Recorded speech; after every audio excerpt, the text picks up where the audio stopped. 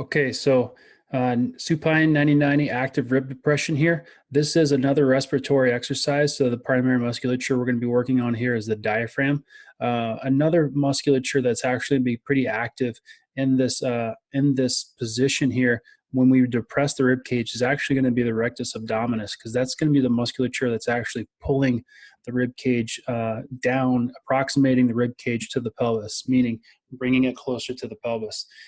This actually might be a good exercise for your those of you who want to do postpartum care to reintroduce some pelvic floor loading. So we're actually, when you diaphragmatic breathe, you actually put the pelvic floor on eccentric stretches, which is actually we'll cover here in later lectures. It actually allows pretty good healing down there in terms of function. So we can just start out by putting one hand on the chest, one hand on the belly, and trying to breathe in through the nose, move the hand on the belly, and not move the hand on the chest. Once the patient has that pretty good, then what we're going to do is we're actually going to try and get the patient to, I don't want to breathe in through the chest here. That's a faulty pattern here.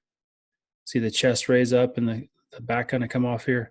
I'm going to try and exhale out through my mouth. Now the cue is I want you to make the tiles dance. So it's, or you can say, I want you to act like you're blowing out through a straw. So pursed lips. And you're trying to blow as hard as you can. You can say, hey, there's this candle. Imagine there's a candle 10 feet in front of you. I want you to try and blow that candle out. Anything to kind of bring them to exhale, like to focus the air directly instead of just a regular exhale. I like to say make that tile salsa. So again, in through the nose and exhale. Now, I want you to see this. What I'm going to do here is I'm going to do, I kind of make this a little complicated, but every exhale, so every time I depress the ribs, I'm saying that's going to be a repetition, okay? And I'll do about 3 breaths per repetition. What I mean is, as I exhale the first time, I approximate the ribs to the pelvis.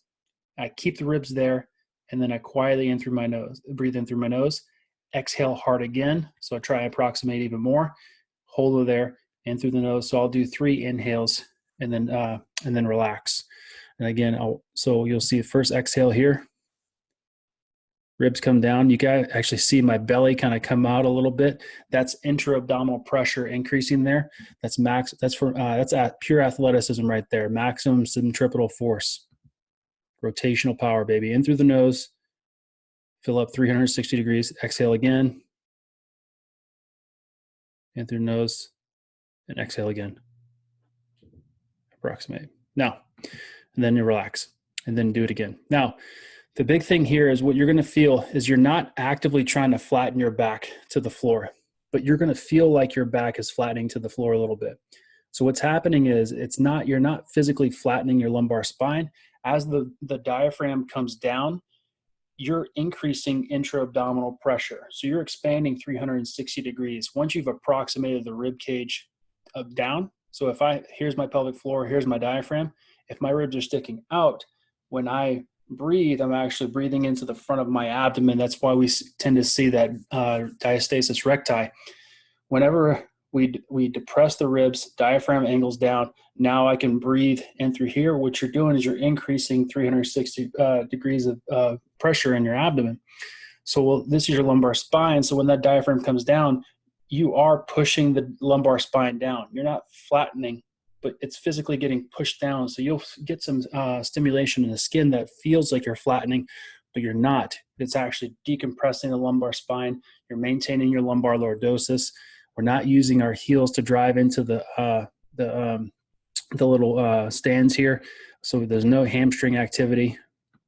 It's pure respiration.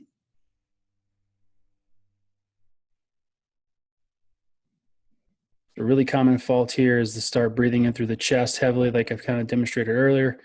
And then on the exhale, another one, faulty pattern here.